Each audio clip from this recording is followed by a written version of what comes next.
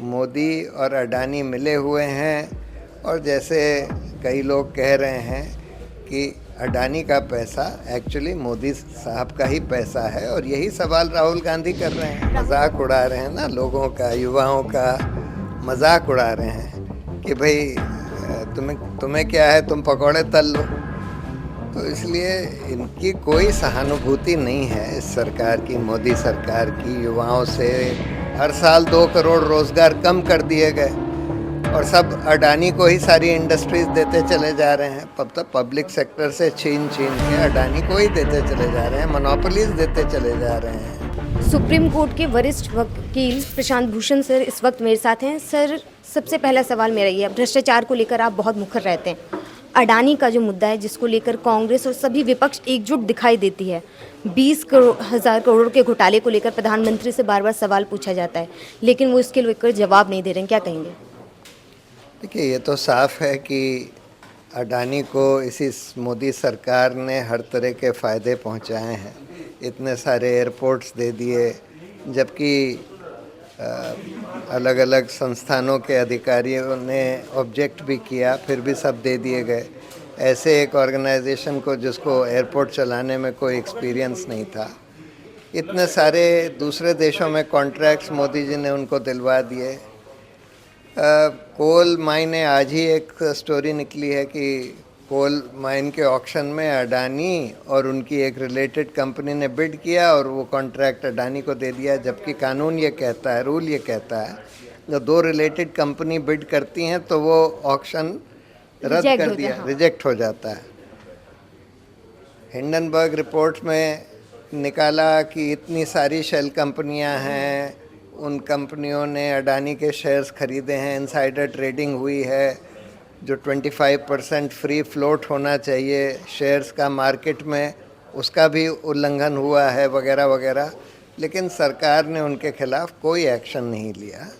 मोदी और अडानी मिले हुए हैं और जैसे कई लोग कह रहे हैं कि अडानी का पैसा एक्चुअली मोदी साहब का ही पैसा है और यही सवाल राहुल गांधी कर रहे हैं। राहुल गांधी पे आप गए। राहुल गांधी को लोकसभा से जिस तरीके से उनकी सदस्यता रद्द की गई, हालांकि उन्होंने अभी अपील कर दिया है, लेकिन एक वकील होने के नाते आप सही से समझा सकते हैं कि ठीक है, कोर्ट ने कहा कि उन्हें दोषी ठहराया, 2 साल की सजा दी, और तुरंत जिस तरीके से उनकी सदस्यता रद्द की गई है, उसे आपने किस तरीके से देखा है? ये पहली बात तो जो उनका कन्विक्शन ही हुआ, मेरी राय में गलत है, क्योंकि उन्होंने ये नहीं बोला था कि हर एक मोदी चोर है। बिल्कुल, बस 3 लोगों के नाम, उन्होंने 3-4 लोगों के नाम लिए थे और ये पूछा था कि भाई ये क्यों है कि इन सब के नाम मोदी हैं। तो इसलिए कोई दूसरा मोदी जिसका नाम नहीं लिया गया था, वो डेफेमेशन की कंप्लेंट नहीं फाइल कर सकता था। वो दरअसल बीजेपी से ही हैं। हाँ, वो बीजेपी से ही हैं। और दूसरी बात, अगर मान लीजिए इनको डेफेमेशन का दोषी ठहराया भी जाए तो 2 साल की सज़ा, वो तो मैक्सिमम सेंटेंस है।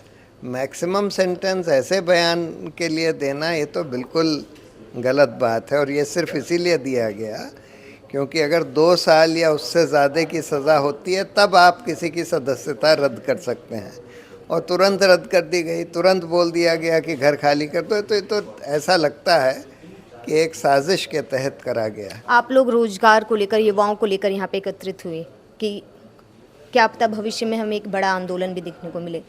प्रधानमंत्री नरेंद्र मोदी जब सत्ता में आती है बीजेपी, वो लोग कहते हैं हम प्रचंड बहुमत के साथ आए हैं, हमने जो जो वादे किए हैं उसे हम पूरा करेंगे।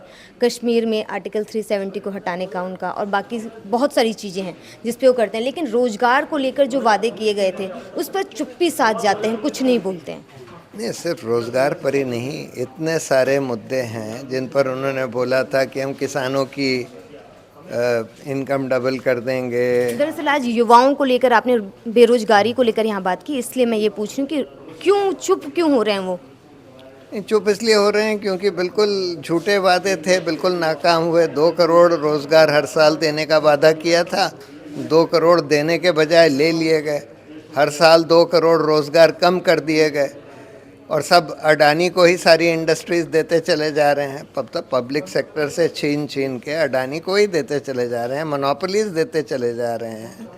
तो जाहिर है फिर इन्होंने नोटबंदी कर दी, जीएसटी बगैर सोचे समझे लगा दी, उसके बाद लॉकडाउन कर दिया, तो सारे मीडियम और स्मॉल इंडस्ट्रीज़ को तो ध्वस्त कर दिया, तो रोज़गार तो ख़त्म अच्छा, हो एक बहुत अहम सवाल है जैसे बेरोजगार को लेकर यहाँ पे हुआ है, युवाओं की बात हुई है, और जिस तरीके से मतलब दो चार ही लोग होते हैं कि कोई पकौड़ा तल रहा है, कोई चाय बना रहा है, एमबीए चाय वाला, पकौड़े वाले, तो उसको ज़्यादा एडवर्टाइज किया जा रहा है। मतलब सीधे तरीके से कहना चाहते हैं कि देश के जितने युवा हैं या तो वो चाय बेच लें या पकौड़ा बेच लें। इसको आप किस तरीके से देख रहे हैं? ये तो मजाक उड़ा रहे हैं ना, लोगों का, युवाओं का मजाक उड़ा रहे हैं कि भाई तुम्हें क्या है, तुम पकौड़े तल लो। तो इसलिए इनकी कोई सहानुभूति नहीं है इस सरकार की, मोदी सरकार की, युवाओं से, आम नागरिकों से। इनकी सहानुभूति सिर्फ अंबानी अडानी से।